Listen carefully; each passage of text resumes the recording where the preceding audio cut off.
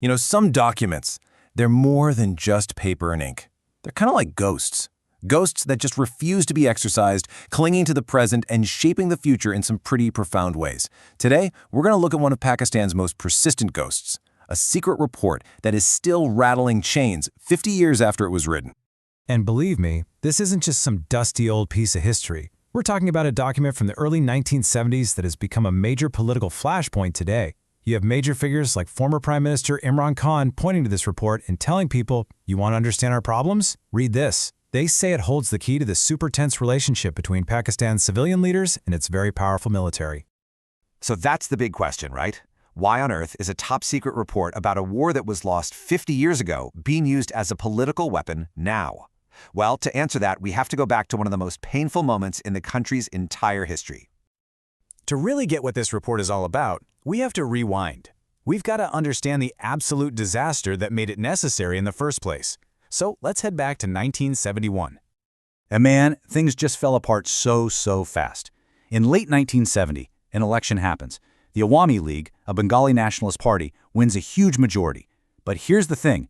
The military leadership back in West Pakistan basically refuses to hand over power. Talks completely collapse, and in March 1971, the army launches Operation Searchlight.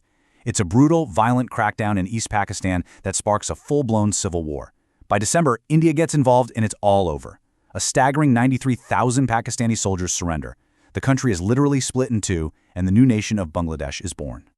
So, after this, just absolute national humiliation, the entire country was asking, how? How did this happen? To get an answer, the new president, Zulfikar Ali Bhutto, set up a major judicial inquiry. It was headed by the Chief Justice, Hamoodur Rahman, and its job was massive. Figure out every single thing, military, political, you name it, that led to the breakup of Pakistan. And what this commission found, well, it was an absolute bombshell, seriously. The final report wasn't just a simple critique, it was a complete and utter takedown of the entire ruling establishment. I mean, it didn't just point a finger at one thing. The report laid out a total system failure. It talked about a crisis of leadership at the very top of the military, rampant corruption, terrible political decisions made by the generals, a brutal campaign of atrocities against the Bengali people, and a war strategy that was basically doomed from the start. And the report was absolutely brutal when it came to the top generals. It described the military leadership as having become, and this is a quote from an analysis of it, morally as well as professionally rotten. It said that after years of being in power, senior officers were wrapped up in everything from corruption and smuggling to, well, a lot of other illicit activities. It created this culture where they thought they could get away with anything, which led to disaster on the battlefield. And if you want to get a sense of the mindset at the top, just listen to this. This is testimony from the report, an alleged quote from the commander in East Pakistan, Lieutenant General Niazi. His supposed remarks, "This is enemy territory. Get what you want," pretty much gave a green light for widespread looting and abuse. The troops were essentially told to treat their own country like a foreign land they were occupying. And the problems weren't just moral. The actual military strategy was a disaster, too. The planning was rigid and totally out of touch with what was happening on the ground. To make things worse, General Niazi gave these insane orders that his soldiers couldn't retreat unless they had already taken 75% casualties. Can you imagine? It meant that when things went bad, the defenses didn't just bend, they completely shattered. Okay, and then we have to talk about the atrocities. The commission dug into the horrific allegations of mass killings by the Pakistani military. After all its investigation, it came to a number. It concluded that about 26,000 Bengalis were killed. But here's where it gets really complicated. That number, 26,000, is hugely controversial. The government of Bangladesh claims the number is as high as 3 million, and more recent independent research puts the figure somewhere closer to 269,000. That huge difference just goes to show you how, even today, the basic truth of what happened is still a battleground. So, you'd think with a report this explosive, with all these damning findings, it would have been released to the public right away, right? Well, not quite. This is where the story gets even stranger. So here's what happened.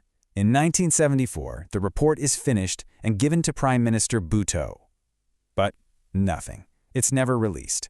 A couple years later, he claims it's just gone, lost or stolen. Then, after a military coup, the new army chief, General Zia-ul-Haq, says the same thing, can't find it. And just like that, poof, The report officially disappeared. Which, of course, brings up the big question, why? Why would you go to all the trouble of commissioning this massive investigation into a national trauma only to turn around and bury the results? Well, the short answer seems to be one thing: fear. Bhutto was apparently terrified that if this report came out, it would just crush the military's morale. I mean, they were already at rock bottom. And even more, he was worried it could cause massive public unrest, or even worse, another coup from a military that was desperate to avoid being held accountable. And that single decision to bury the truth is exactly why this ghost from the past is still rattling its chains in Pakistan today. I mean, just look at the gap between what the report said should happen and what actually happened. It recommended public trials for the top generals. Nope, never happened. It called for big reforms to make sure civilians had control over the military. Instead, the military's power in politics just got stronger.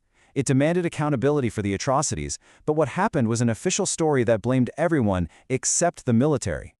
And this is so important to understand. The cover-up wasn't just about hiding embarrassing mistakes from the past. It was about protecting a power structure for the future. By sweeping all these failures under the rug, Pakistan's biggest political problem, that constant tug-of-war between the elected government and the military, was never solved.